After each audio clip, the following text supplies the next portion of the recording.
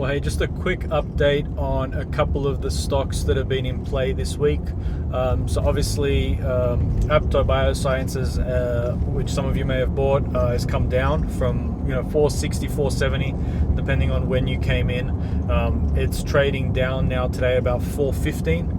And then Rolls-Royce has come down. I think the lowest I saw it trade was about 174 or so, 173 maybe. And now it's back, I think, 177. So I've, some of you have asked, like, how do I deal with this now? What do I do?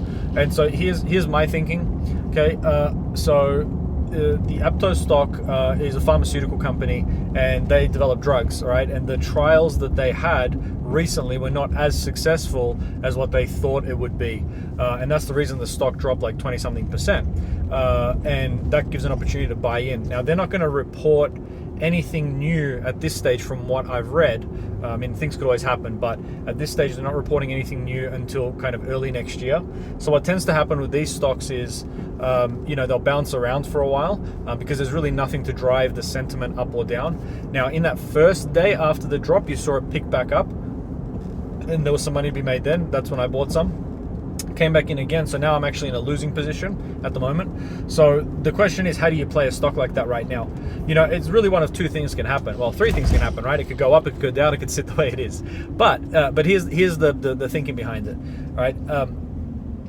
If it continues to go down, for me, probably at around $3.80, I would bail out of it and just eat the loss, because at that point onwards, I'm not 100% sure of how long it would take it to bounce back and whether or not it would bounce back.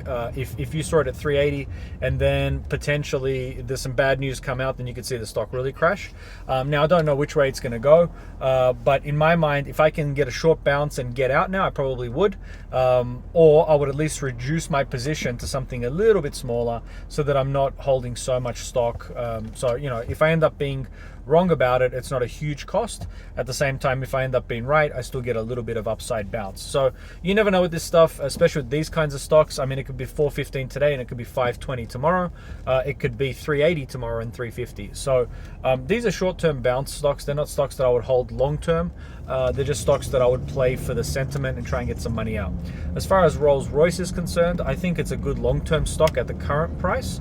So if it doesn't come back right away, I wouldn't sell personally.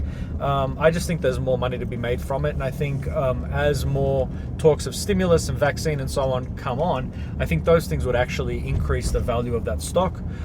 So I wouldn't be too worried about that. So I again still try and play the short-term game. If I can get some money out of it, great.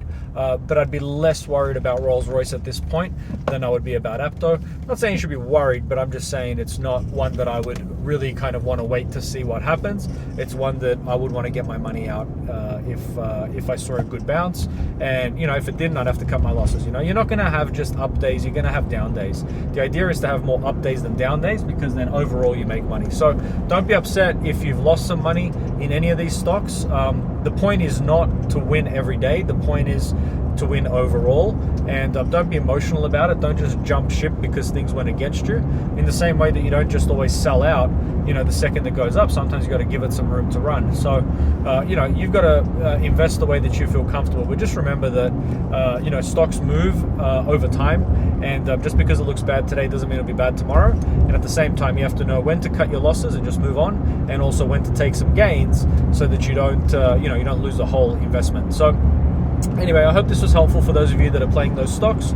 I'll share on the next video about IPOs. Today, Airbnb IPO'd, DoorDash IPO'd recently. There's a bunch of different ones, and I've had some questions about how to play those stocks.